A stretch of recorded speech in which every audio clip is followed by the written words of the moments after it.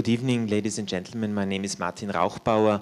I'm the director here of Deutsches Haus at New York University, and I welcome you here to tonight's event. What we're really trying to do tonight is looking at the United States after the elections and before we are all going to fall down the fiscal cliff, or not fall down the fiscal cliff before the next election, and from a German perspective. Before that, I would like to introduce to you our two panelists. On my right-hand side, Professor Christiane Lemke. Many of you know her. She is NYU faculty member, our Max Weber Chair, and is a expert on both European affairs as well as American politics. She did her PhD at the FU, at the Freie Universität Berlin, and is also a professor at the University of Hanover in Germany, where she's also the director or the co-director of the Jean Monnet European Center of Excellence. And her fields are European politics, transatlantic relations, comparative politics and political theory, and American politics. And I want to just mention two books she wrote in recent years. In 2005, Images of America, Amerika-Bilder, US Policy Between Moralization and Power. I just liberally translated the German title, as well as Change of Direction, Richtungswechsel, the reform policy of the Obama administration last year in 2011. And to my left, I would like to welcome Ullrich Fichtner. He's the head of the Bureau of Der Spiegel. I want to show you a recent cover of this magnificent and legendary German news magazine. And Ullrich Fichtner has been the bureau, I think, since about a year and a half, the bureau chief here or 2 years here in New York.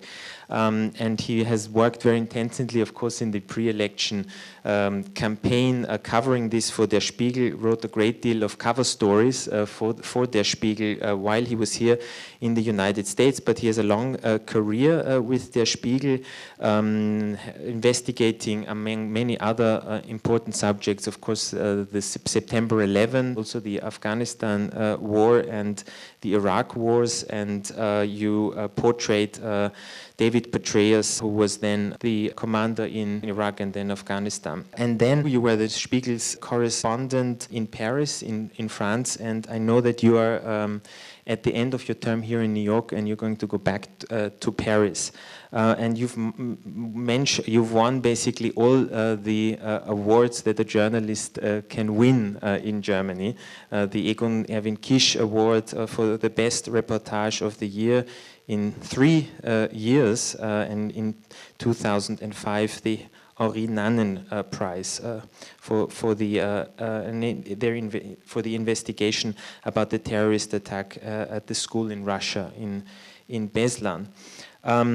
And I would like to start with another attack that this country had to suffer today, this morning. I think it's been not the first, but the worst attack on a school in US history, at least that's what I read in the press. And I know that today you were very busy reporting on this. And of course, immediately, apart from the tragedy, and I personally think the very moving words that President Obama found on this occasion, from a European perspective, immediately the question asks, what is going to happen with gun control in this country, because this is what the Europeans immediately comes to mind, and to many Americans as well. And of course there is now a debate.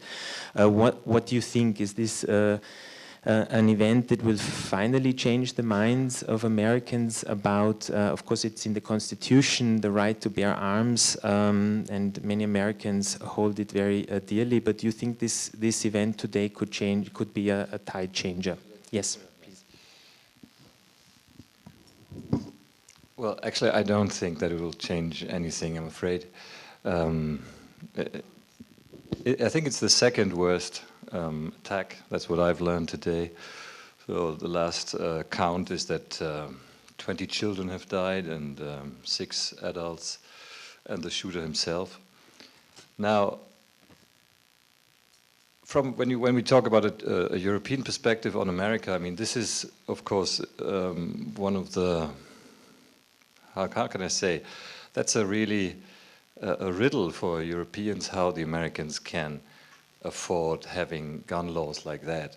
It's always kind of embarrassing from the outside to see presidents not acting on this subject, to see them sort of dealing with the National Rifle Association without really making a point or making a stand. And New Yorker today already wrote that we'll have the same reaction pattern as always. We'll have grief and we'll have some debate, but it will go over. And then we go back to normal. I mean, John F. Kennedy, who was very loved in Europe, was a member of the NRA, you know? And that is something that Europeans will never understand, I'm afraid. And this time will not be different. I mean, President Obama today said that something must change. Do you think he had gun control in mind, and do you think he personally believes that these laws should be changed? But what else would he have in mind when he says something like that? You know, I mean, what's the number of the amendment we're talking about? 6. Second Amendment. Second Amendment. I mean, to have that as a right. A citizen's right to bear weapons, I mean, that is one thing. The other thing is that you have, of course, state laws too. In Connecticut, for example, you can buy a rifle like, I don't know, like a bicycle. You don't need a permit, you don't need a license, you don't need anything. I don't know how the Americans want to go on like that, actually. I mean, those who defend this amendment point to the fact that these tragic incidents happened in other countries too, but one could say they might not happen as frequently. Do you think that, I mean, if you look at the situation in Germany, that something like that could happen there as well, or do you think? I mean, do you think that Europeans in general, maybe it's in this case really a European phenomenon, that Europeans think fundamentally different about issues like gun control, which again points maybe to the role of government in general, that Europeans see differently than Americans? Well, of course, Europeans also have their problems. Just remember the Norway incident where the gunmen attacked a camp of youth, socialist youth in Norway. A very tragic event. In Germany, we've had attacks in schools as well. But I would say that it is not as frequent as it happens in the United States, much more seldom. And I think that the reactions are multi-leveled. I mean, law is one thing. The other thing is to promote a civic culture. And the idea of civil and peaceful conflict resolution in the first place. And there's also a lot of concern about violence in general, you know, violence on TV or movies, and that's something a lot of countries try to curb, try to limit access to violent videos. In Europe in general, we have a much more, I would say we have a stricter law and more limited approach to showing violence on TV or making video games not accessible for young people. But I have to say that in the American case, it is really puzzling why it is that the Second Amendment is quoted all the time. I mean, in the historical context, it was meant to be a right for citizens to defend themselves against an attacker. You know, the Minutemen situation, the revolution against, the British colonial power. That was the historic context. But with many laws, I mean, society changes. The political situation is different today than it was back then. So I don't think that anyone could actually quote the Second Amendment saying we all need to have access to weapons. And a lot of these weapons are really not for self-defense. So I think I would wish that the gun control would be stricter, but the federal issue is involved. Each state has different rules. So it's a very complicated process, and the National Rifle Association has more power behind the scenes, even though it's a very small interest group. its power is greater than, you know, the number of people or the interests of people. Most people in New York favor strict gun control because we live in a city where we don't, you know, we just can't pretend there are wild animals or, you know, people we have to defend ourselves against. And I mean, it's even getting worse. We've seen the debate about stand your ground laws this year, all the year long. I mean, we had the case of Trayvon Martin that brought up this issue. And we've seen that, I don't know, how many, 28, 29 states now have these stand your ground laws, which how does wipe out this self-defense issue. And basically, you can shoot on somebody. Or it's a very generous interpretation of self-defense, right? Yeah, right, exactly. It's a very active self-defense, I would say. Yeah. Let's return maybe now really to the original title of our event. We called it Beyond the Fiscal Cliff, and let me explain the picture we chose. Cliffs for Germans has almost a romantic touch, and therefore we chose this beautiful image of Caspar David Friedrich, which is before the cliffs of Rügen, the white cliffs of Rügen, and it's a very famous painting in Germany, like like a metaphor for romanticism and the sublime. But of course, I don't think anybody feels very romantic about the fiscal cliff.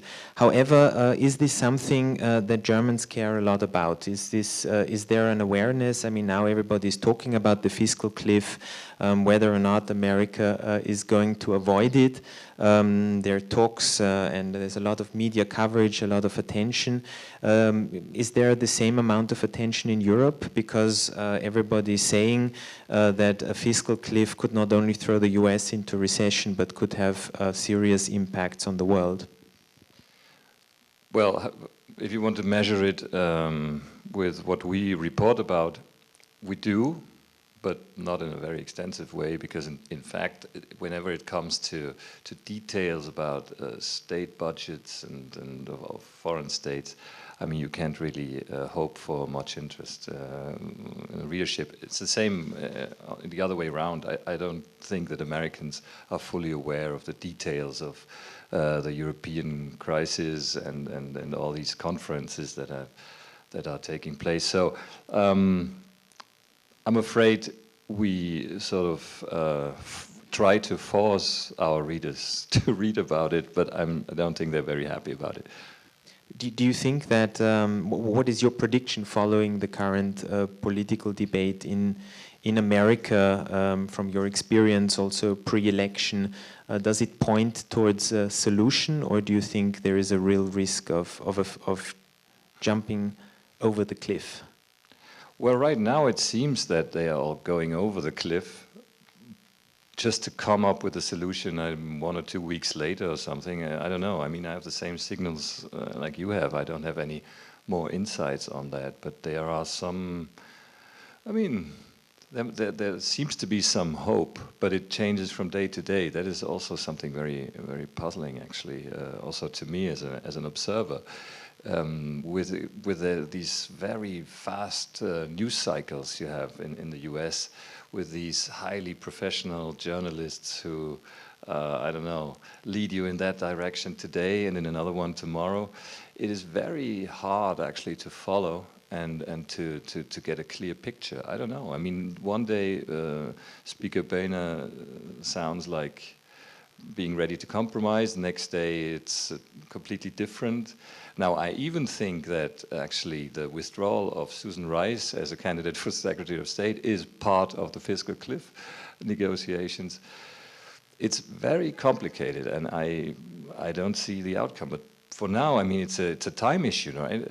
I don't see how they will be able to fix the problem in the last 9 days or what's left of the year. That doesn't seem to be possible technically. So I guess they go over the cliff just to come up with something afterwards, and you can read something. Sometimes they say, then they come up with something big, to really solve big problems. I don't know. We'll see. What is your take on the fiscal cliff? By the way, Christiane has been writing over the last weeks, if not months, our blog of Deutsches Haus, the alien scholar in New York City, and just today we posted her blog Beyond the Fiscal Cliff. So if you want to have an in-depth analysis beyond today's discussion, read our blog, The Alien Scholar in New York City. But Christiane, what is your take on the debate of the fiscal cliff here? Well, let me start with a remark about this beautiful painting by Caspar David Friedrich. I mean, it looks so peaceful and romantic, but really, I mean, when you look more closely, you see that the cliffs have spikes. It's actually quite looks dangerous, and I've been to the Rügen cliffs. They don't look like that in reality. So the painter wants us to feel like, gee, these spikes, you know, are somehow dangerous. And also the light is interesting. It's kind of mysterious. And romanticism liked this idea of nature and mysterious nature. I mean, the mysterious part of it, let me kind of pick that up for a minute. There is a sense of urgency, crisis. Nobody wants to go over the cliff, I mean, clearly. So it seems to be a dangerous situation. Why is it dangerous? Well, because of the budget deficit in the United States, which has been increasing. And when you look at the discourse about the fiscal cliff, it was actually the Republicans who made that the key topic in the elections, the budget deficit. That's the key problem. We have to get rid of the budget deficit. I think there is an ideology behind it. It means get rid of the budget deficit, cut back state expenditure. Get rid of the federal state. And it was actually a lot of pressure from the Tea Party movement in this debate. Now it's interesting how it shifts, because President Obama has used this discourse to argue for a tax system which is more similar to the European, a progressive tax system. Let the tax cuts expire for the upper 2% of Americans, those who earn more than $250,000. The other people, most of us sitting here paying taxes, we should still be able to benefit from the tax cuts. So it's really a discourse about distribution and distribution of risks. The other area is entitlements. And here too, the Democrats have made it very clear that if you cut across the board, like it would happen on January 1st, actually, which is coming up very soon, if you cut across the board about half of all programs, it will affect people differently. I mean, it does matter if you cut programs like Medicaid or Planned Parenthood or subsidies to wind energy, and keep military expenditure like the Republicans would like to do it, or look more closely. It's very difficult to predict what's going to happen next. I find it interesting that the Speaker of the House, John Boehner, and President Obama negotiate basically behind closed doors. We don't hear a lot about it. And the outcome will tell us something, about President Obama's negotiation skills. And he went into these negotiations with a very clear statement. We do not want the tax cuts to expire for the middle class. We want to preserve kind of the I should say, benefits for middle class Americans. That's non-negotiable. So he has really, he plays poker. And the other interesting thing is that Boehner is under a lot of pressure from the right not to give in and demand these cuts the Republicans would like to see. So the outcome will tell us also about the strength of the right. I think that the Tea Party movement and the right within the Republican Party has lost in these elections in November. A lot of the House seats and senators who are more radical, I should say, Tea Party movement people have lost. So there is actually a shift within the Republican field. And what is also interesting, the majority of Americans don't want the Republican program, but they support President Obama. And there are some surveys now coming out, the Wall Street Journal, 3/4 of Americans want to see the president win in these negotiations. Even among Republicans, 61% support the position. So the population really wants to see a resolution. And I think it's possible that before January 1st, there is a deal which will include cuts, no question, and changes in social expenditure. But that there will be a deal, which of course would be a great starting point for the second administration, for the second Obama administration. Now, I know it's both of your jobs to explain America to the Germans in some ways, because Christiane has also appeared widely in the German media explaining before the elections and after the elections the political situation here. But let's turn this perspective for a moment around. We're talking about the fiscal crisis here and the problems and the divide, the ideological divide between those who want to cut expenditures and those who want to raise taxes. If we try to apply some of these debates to the European crisis, the crisis there is not so much, I would say, between the left and the right as between different European countries, mainly the North and the South maybe. And the German position there in the Euro crisis has been to argue in favor of fiscal austerity, and this has also not been entirely uncontroversial among those countries affected. Do you think that this debate here in the United States is going to affect the European debate? Do you think that, for example, the German government would like an outcome to be more fiscally conservative, or would it be just happy that there's any outcome at all rather than jumping the fiscal cliff? Well, I couldn't imagine that European governments, European governments hope that America is doing well. That's it.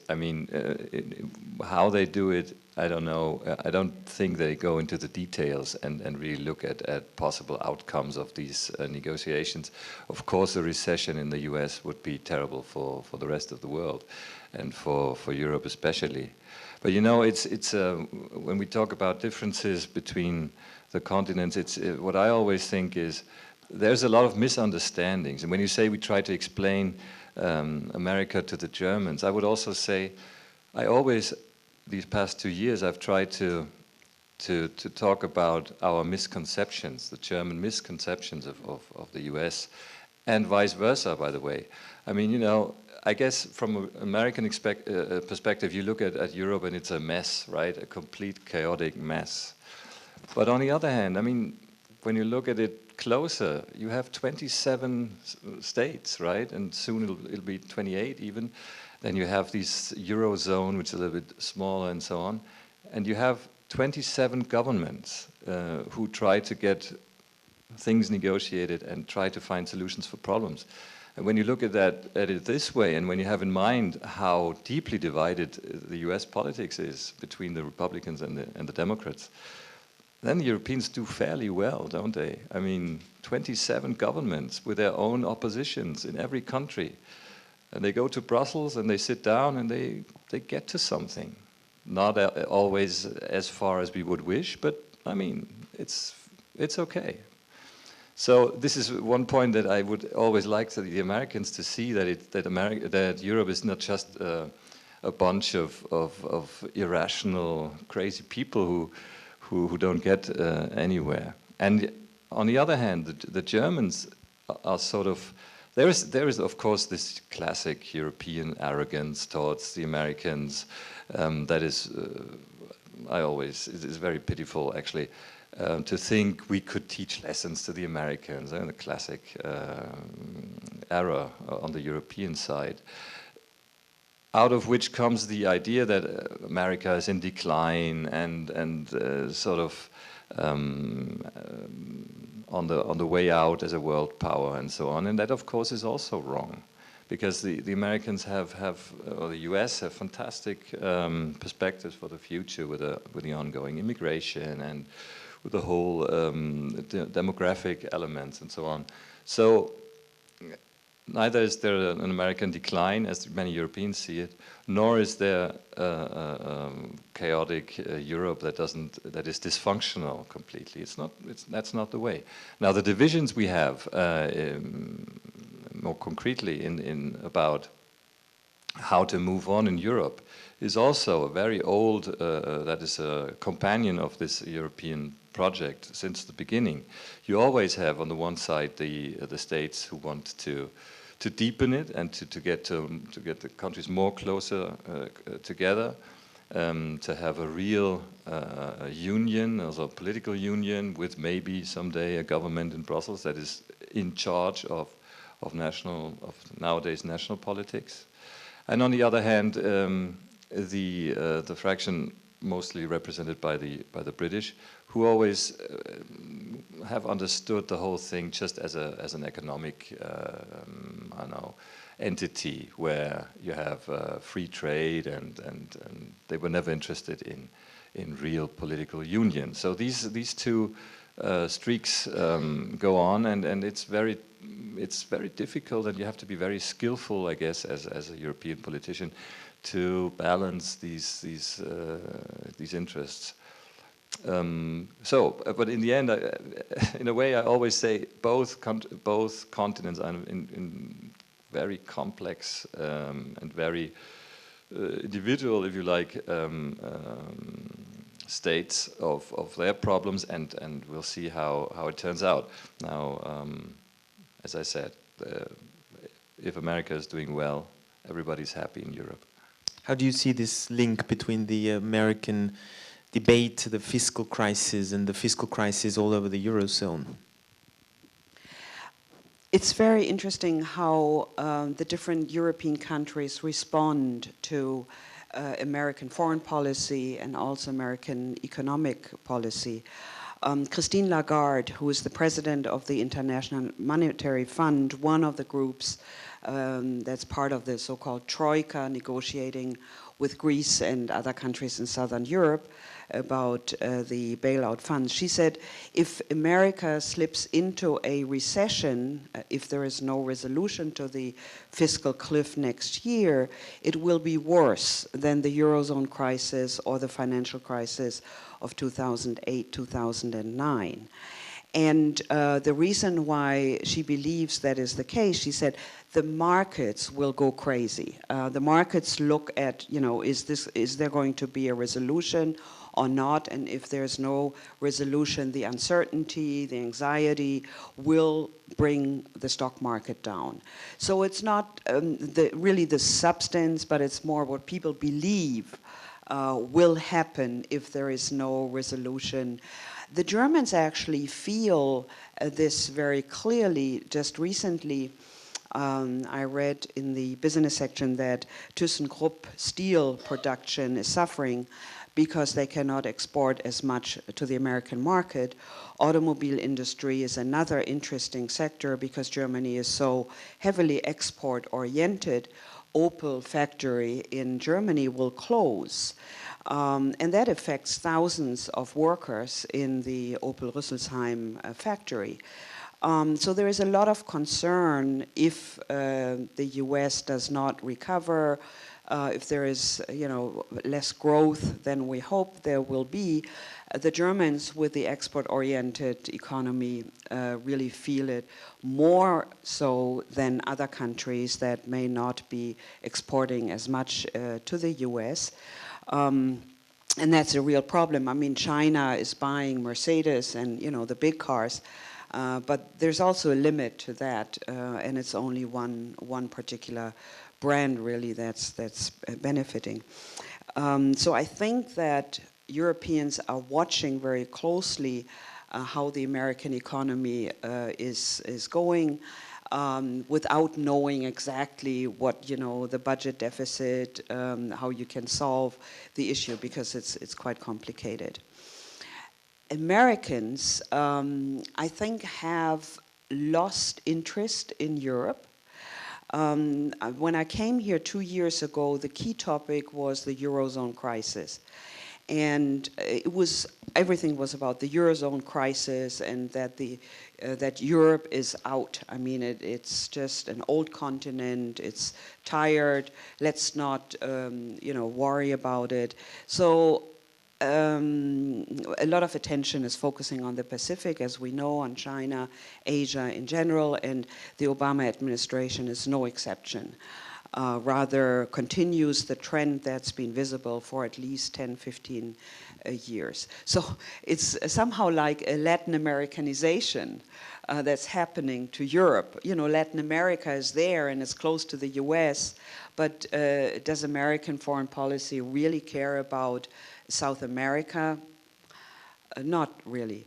And Europe is there, and it's important for the US, but the interest, the excitement, the kind of let's talk to the Europeans, try to find settlements or solutions to global problems has really withered away almost. And that's a process that starts after the fall of the Berlin Wall. I think it has to do with some major transformations in international politics. And I think, the expectation in the US is that the EU and Europe should take care of its own problems. And there's some truth to it. I mean, Europeans always like to call the Americans if there is a problem, especially in terms of security and the military. Just remember Libya last year, when France pushed for an UN resolution to intervene in Libya on behalf of the citizens being killed by the Gaddafi regime. Yes, and the Europeans send, their weapons and military intelligence, but then the technology was not advanced enough. So the US had to step in and make sure the no-fly zone would work. So Europeans tend to rely on the US heavily in security and military policy. But there is, as we know, also a discourse in Europe about common foreign and security policy of the EU. The Nobel Peace Prize was given to the EU early this week, and actually my favorite building, the Empire State Building, was in blue and yellow colors on Tuesday night. We talked about it in class. Great sight. And it's not only a prize that was given because Europe has managed to move beyond wars for 60 years. You have more peaceful situation, but it's also hope for the future, that Europe may play this role as civilian power in different parts of the world. And there is a value gap here. Americans don't really understand and work with the concept of civilian power. The emphasis on military solutions is much stronger than in Europe. Let me mention and go back again to another Nobel Prize winner of peace, President Barack Obama, who also won it a number of years ago. And I think it's very interesting, your point you made, that on the one hand, the first Obama administration cared not very much about Europe. There was this famous shift to Asia. And yet, Europeans, and in particular Germans, but I think the same is true about other Europeans, love Obama and would have voted him, I think, with 99.9%. I might be exaggerating here, but with a far bigger majority than Obama then in the end got here in the United States. If we think of this first Obama administration and its policy of neglect, as one could call it, towards Europe, what are we expecting for the second Obama administration? Is Europe going to be more important? Are we going to see more of the same? What is your expectation here? Well, I don't see how Europe would there's a surge in European importance. I don't see that, actually. I mean, I guess there are some thoughts about the future. When I read about America getting self-sufficient on oil in a couple of years, I don't really know what that means for the future of the world. It could mean that we see less wars and less activity by the US and outside the country. I don't know. I'm not sure about that. But why would they go back to seek the advice of Europeans? I don't see that. I mean, Europe is in decline. I mean, there is no doubt about it. I would, and the Europeans start to feel it now. I mean, for a long time they could sort of lie to themselves a little bit about it, but now it's clear that Europe is declining. The Asian markets are not really what we had hoped for. And of course we have to solve all these problems. And if we don't, I mean, if this European Union goes bust, then we're really in trouble. I mean, I really hope that they will find ways to build that union. Now, Obama is an interesting president with his Nobel Peace Prize. I mean, I've read two figures. I don't know whether they're right or wrong, but that's what you can read in the big newspapers. That George W. Bush in his 8 years in office had ordered, I think, something like 50 drone strikes, and Barack Obama in 4 years has ordered 350 drone strikes. That's the numbers I read, which is, of course, it leaves me a little bit clueless, actually. I mean, of course, he to his benefit, he has really ended the war in Iraq. He is on the way to end the war in Afghanistan, which he never wanted. But still, he's a very aggressive president on foreign policies. I mean, it's not like maybe there's a misperception too on the European side, because of course Obama is a rock star, right? He's a very lovable guy, and everybody likes him and his style and everything. But when you look at really at the facts of his foreign policy, this is a very aggressive policy. He brought back in the CIA to all these covert operations, which are, in my view, pretty questionable, actually, because it's hit and run missions, right, without anything. I mean, we don't really know anything about it. We don't get any information about them. We don't know who gets killed and why, and the guys who get killed are not really, like, they don't have a word in that. You know, there is no lawyer or whatever. There is no court involved and nothing. It's just US leave it to the CIA to do whatever they think is necessary to do, which is in the long run, I guess, morally difficult. And but that happens under the President Obama. So, which adds, let's say, some new facets to his picture. And those are also things that Europeans criticize about Obama. Do you think if we look a little bit in the next 4 years and think of the current foreign policy hot issues that are looming, the Middle East, the unresolved crisis in the Middle East, the sometimes worries and anxieties about the outcome of the Arab Spring in many Arab countries like Syria in a civil war, Iran and the potential of Iran having a nuclear weapon and the potential of a nuclear, not a nuclear, but of an armed conflict there between Israel or even the United States and Iran. Do you think that could be, that there's a potential there of a conflict between Europe and the United States in the upcoming years? Well, I think there is already a conflict, and that is what you said about the more civilian power, the soft powers. I think Europe has greater soft powers than the US. And I mean the regions, I've traveled a lot in all these regions like the Middle East and Northern Africa and so on. I don't really think that the Americans have a good stand there. It's like, I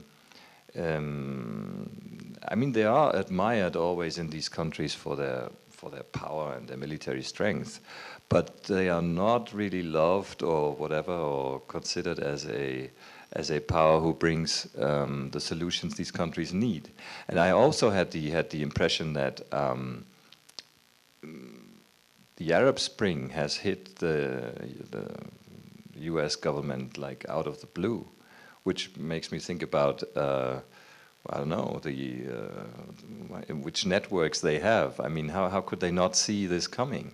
You know, with all these administrations they have to analyze foreign policies. So that is, I don't know, it's really, again, it's very complex. You have, on the one hand, you have still this superpower that spends more money for weapons than the next 14 countries in that ranking, right? And that includes Germany, big countries, I mean, even China. So you have this huge country with these immense powers in every respect and in military terms, and on the other hand, you have a country that is diplomatically, like, they don't get a foot on the ground in Pakistan. That is, America is that's why America, by the way, is in need of organizations like the United Nations, because that's the only channel into some of these countries where America is sort of the evil per se. So again, a complicated picture that I would draw. How do you see this US-EU or US-European relations when it comes to the hot foreign policy issues over the next years? Well, let me first of all say that I am a bit more positive and optimistic about the last 4 years. I think that one accomplishment of the Obama administration is to restore some of the reputation of the United States. After the Bush years, I think that was highly necessary.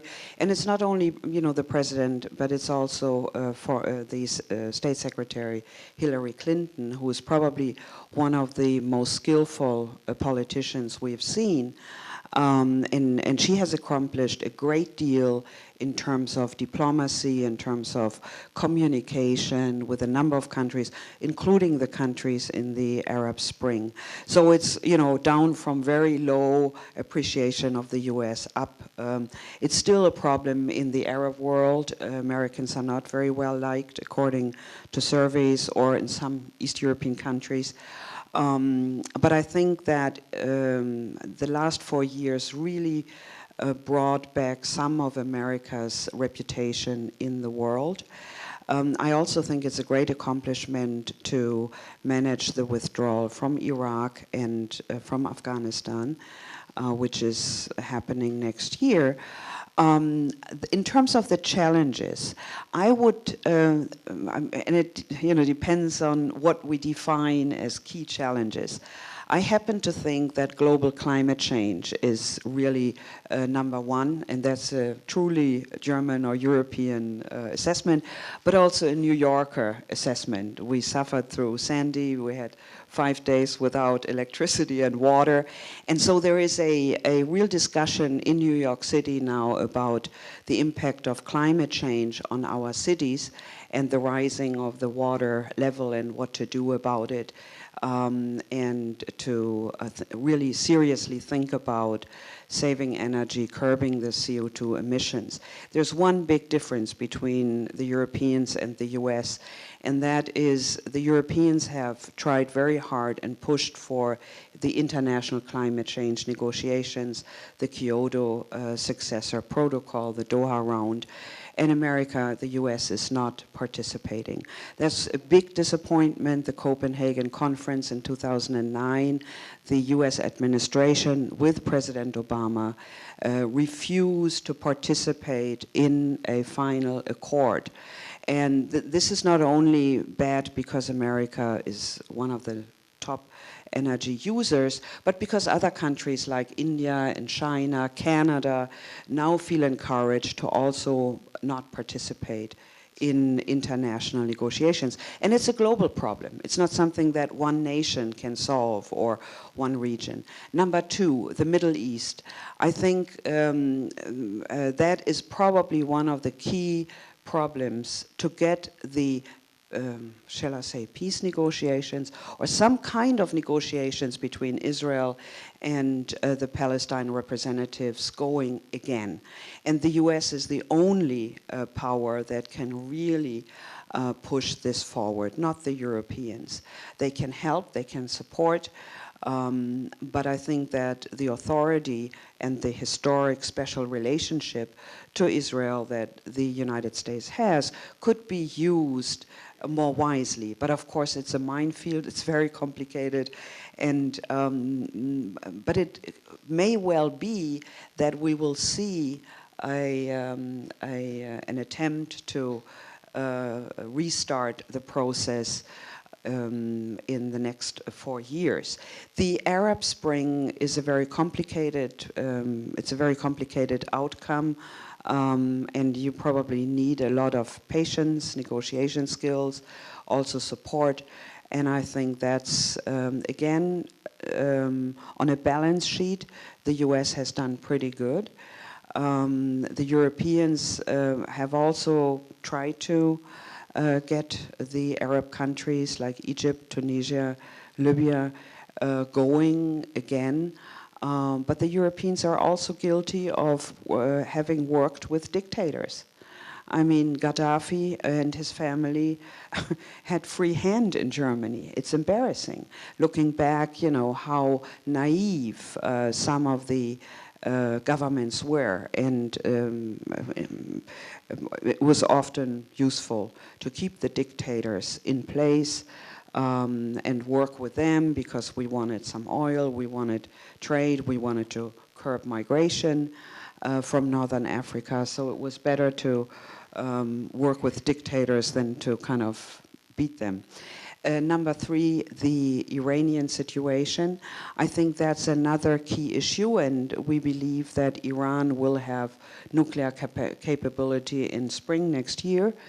And that's an interesting collaborative process now, where, of course, the US is a key player, but the person negotiating with Iran right now is Catherine Ashton, the foreign minister, so to speak, of the European Union. So here, you know, both sides, Europe and the US, could really do the world community a benefit by containing Iran and reestablishing international legal treaties. I think you're absolutely right about the Northern African dictators. I mean, that Thomas Friedman wrote that once in the New York Times. He said that sort of we had a deal over the years that you keep the Islamists down, you sell us your oil, and for the rest you do whatever you want. So that is, I guess, that is quite often true for foreign policy overall, and yeah, that will go on as well. And Christiane's point was, and in Europe too. And yeah, Europe and of course, and in Europe too. But I don't know whether I have another take on that Israel issue, because I would say there's some weakness to the American foreign policy, because really we have for how long now, 40, 30 years, 20 years, we have the negotiation. We had every single foreign secretary of state in the region. We had the diplomacy going, and nothing is happening. Actually, it seems that the fronts are hardening even, so that is not really a good sign. And there I miss, I don't know, some leap forward, you know, an idea maybe fostered by the Americans how to resolve that, and this is not on the table right now. Before I open up to you, I want to throw one more topic on the table, and that is the view on Germany in the next months. We are going to have an election there as well. And when I discuss German politics with my American friends, they often ask me, how is it possible that on the one hand Angela Merkel is so popular and popular in the country, and at the same time, it is by no means guaranteed that she will continue as the leader of the country after the next election. How do you assess the upcoming elections? What is most likely going to happen, and maybe even how is it going to influence American-German relations? I start with you. Yeah, it's true. Angela Merkel is tremendously popular. She won, 98% of the votes to be chairman again. And that she is a skillful power player. But the German system is different from the US in that we have 5 political parties that do play a role. So coalition building is always a key issue. Who is forming a coalition with whom? And the Free Democrats, who are in coalition right now with Angela Merkel, are a very weak party, and they may not enter the federal parliament next year. For a number of reasons, the Free Democrats are not popular anymore, have made a couple of mistakes, including their anti-EU stand, which their own constituency doesn't like, because business people want to do business with Greece and not kind of see it collapse. So that means, according to surveys, if the Free Democrats are not in parliament, who is Angela Merkel going to form a coalition with? And in the Social Democratic Party, the decision was made that Peer Steinbrück will be the chancellor candidate for the Social Democrats. And he has come out very clearly saying no grand coalition, no coalition between the CDU of Angela Merkel and the Social Democrats. We want to form a coalition with the Green Party. Now, the Green Party is well established and has its constituency, will clearly be in parliament, and has positioned itself recently, I would say, more center-left, with a strong kind of realist wing in the leadership. So, and then, well, there is Die Linke on the left. And nobody wants to play with the, with Die Linke, meaning that there is no prospect for a coalition which would include Die Linke on the federal level. It works on the state level, like in the city of Berlin, red-red coalition, but not on the federal level. So most likely we will see a red-green coalition in government. Because Angela Merkel and her party will not have a majority. I mean, to be able to lead the government.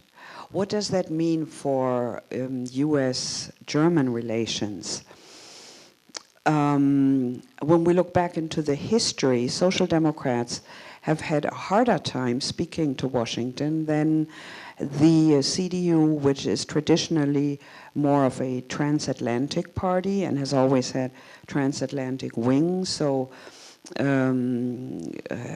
historically, the center-right has tried to maintain good relations with the United States. I don't see any major problems or conflicts arising, whoever is in power in Berlin, because what we also see is that a number of Social Democrats, a number of Green Party members are transatlantic politicians and are interested in good relations, but are also at the same time probably more pro-EU integration than the current government, meaning that their focus will shift to making sure that the EU project will work, that there is kind of a broader European solidarity and more integration, controlling, regulating banking and finance.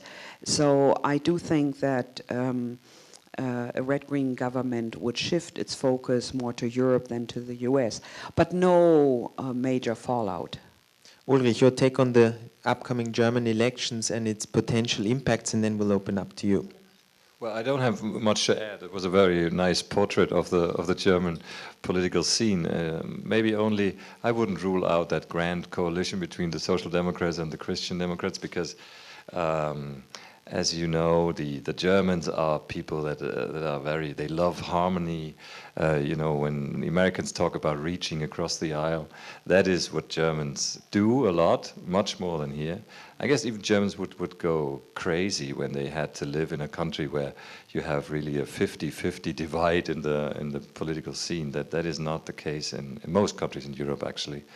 So we are used to coalitions, we are used to cooperation, and I wouldn't rule that out. But and if Merkel really loses, I mean, I guess that Winston Churchill was pretty popular when he lost the elections in the middle of the war, right? Or right after the war. So you never know. It only takes more than one leader to really be successful. And Mrs. Merkel is surrounded by people that are not that convincing, I would say, but that's another topic. Any questions here in the audience? The fiscal cliff, I think there's two aspects that are important. One is, I believe the fiscal cliff is a creation of the mainstream media in America. They want you to watch television. It's very important that they have a conflict that causes people to turn on the TV.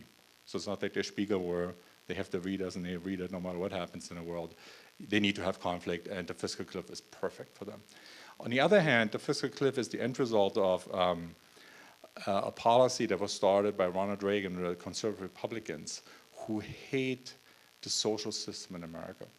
And they devised a strategy that's commonly referred to as starve the beast.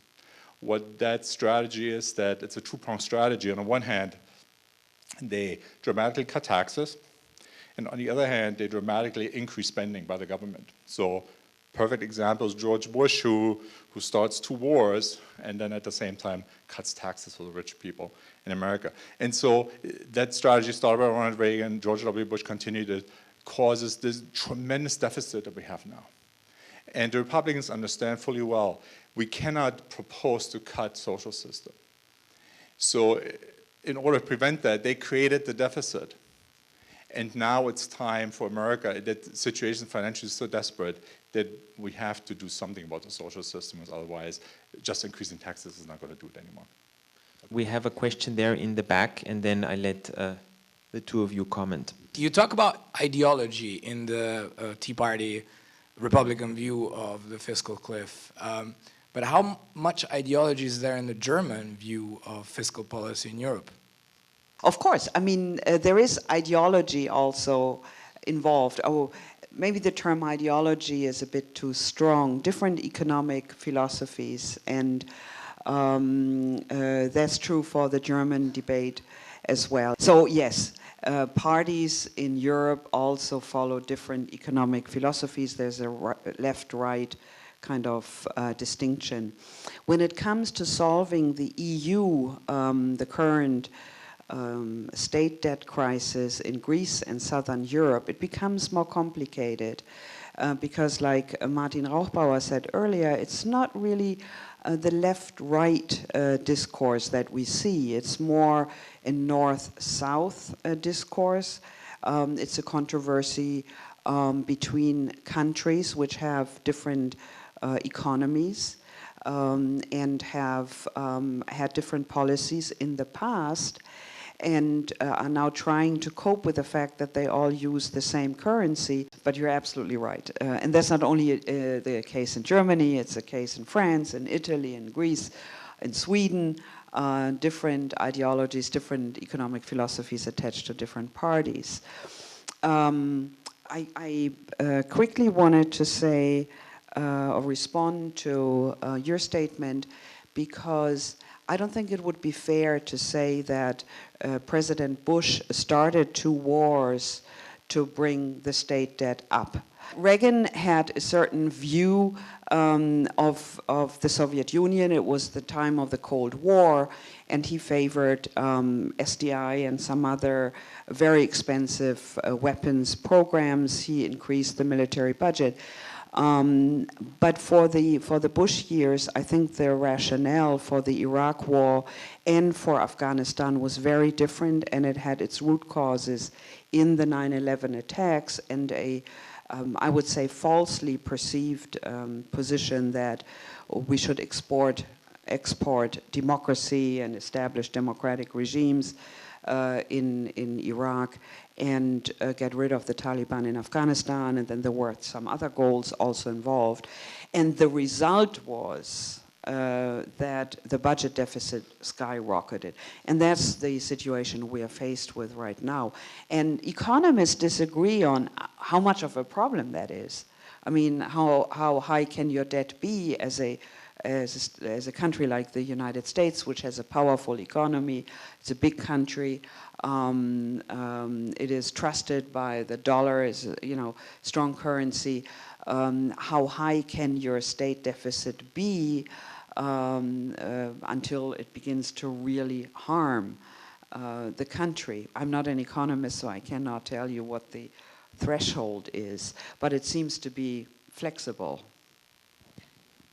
Well, what you call ideological differences, I think there's a real cultural divide, which is not deplorable. It's just as it is. It's other countries and other world regions come to other conclusions while solving their problems, and of course you have to take into account history and everything to understand why in Europe the idea of solidarity is much stronger than in the US, while the spirit of freedom is much grander in the US than in Europe. It's really, I mean, these three pillars of the French Revolution, right, with equality, freedom, and then solidarity. When you take these three and you look around the world, you can see, in America, the freedom plays the main role, the major role. In Europe, it's more like equality and solidarity.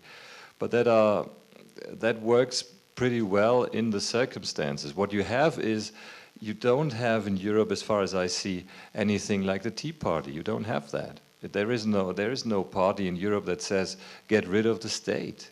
I mean, abandon all taxes. I don't know a party in Europe that does that. You don't have a figure like that. Actually, one of my favorite figures, like Grover Norquist, right? Well, he's one of the most powerful men in Washington. Yes, but I mean, imagine that is. And what is he? He's not elected. He's not. He's a think tank guy, and he makes his pledge, and all Republican politicians sign his pledge. I mean, that is unthinkable in a European context.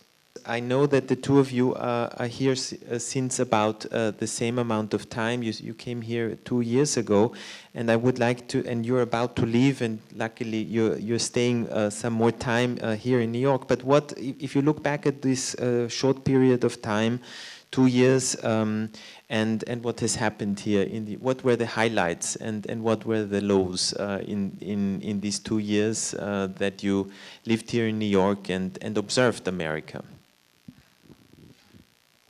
There are so many, I don't know where to start. I discovered a city, New York, which I didn't know a lot about, and found a lot of parallels to my hometown where I grew up, Hamburg, the harbor, the ships. I would hope that there would be more kind of care given to the seaport harbor here in New York. And thanks to my colleague Javier, I have to mention this, Edward Rutherford, great book on New York.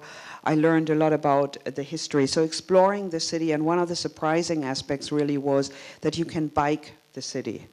One of the highlights clearly is the 5-borough bike ride, which I took this year in April. And because from the European perspective, we think that Americans only drive cars. And Europeans, of course, have more bike paths, and it's much more common. And I don't have a car in Hanover. I ride my bicycle. But to see that, the bike movement is also well into life in a big city like New York, I'm very happy about this. For me, it was interesting to see the discussions on the Eurozone crisis. And we've had many events here at the Deutsche Haus and the French embassy and in different settings. And to see the different approaches, and I learned a lot from my students actually how to assess the Eurozone crisis from an American perspective. And certainly the highlight of this year was the US elections. As a political scientist, we just love elections, and it was fascinating. It kept me busy for a couple of months. I went canvassing in North Carolina, and one of the battleground states, and to do on-the-ground work, going from door to door in a mostly African-American neighborhood in the countryside, in a smaller town in North Carolina, was for me really moving to see all the energy, all the civic kind of engagement of people in this election. It's not only about TV debates or candidates debating, and it's not only about Twitter and Facebook, but if all the volunteers on the ground, all the local chapters, and actually my students also participated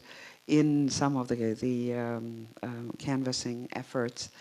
To see that American democracy on the ground is well and alive, even in a conservative red state like North Carolina, I thought that was very moving as well. Ullrich, in those 2 years, what did you like, what did you hate? Well, I would never say that I hated something here. As a guest of this country, no, but it's... well,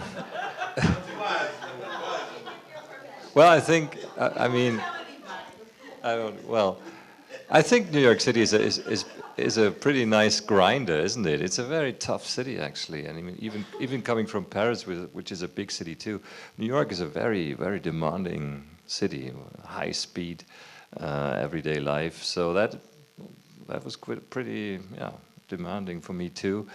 My job came with the benefit to travel around the country, which of course was wonderful. So I've been all over the map, you say, right, in American English. And I discovered, for example, Los Angeles, which is a great city. I hate to say that in New York, but it is. And I always saw that as, the cliche of a suburbia, crazy, whatever. But when you look at it closely, it's a good city too. But not as good as New York, of course. But so my highlight actually that happened this year, and that touched me a lot. That was in Queens. I mean, an event like this here. It was the pre-election thing of the Democratic Party. They were looking for their candidates for the county, whatever. And you know that the audience was, as always in New York, was looking like a United Nations summit, which was always good. You know, the diversity of America and especially of New York. But what struck me most was that very naturally there was a simultaneous translation into Mandarin, Bengali, Hindi, and Spanish.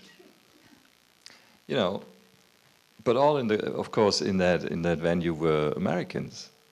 So that is beautiful, and that is something where Europeans should learn how to go together and how to get along. This is the beauty about America, really, that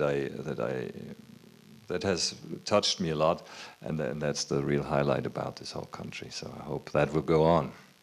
Well, I want to thank Ullrich and I want to thank Christiane. This was the last evening at Deutsches Haus before the holidays. I want to thank you all for coming, and I want to wish you all happy holidays. I hope to see you again in the new year with lots of exciting programs coming up. I want to thank Christiane also for having co-organized this event tonight, and the Center for European and Mediterranean Studies as well, which has offered us a reception after this event. Thank you all for coming, and see you again soon at Deutsches Haus.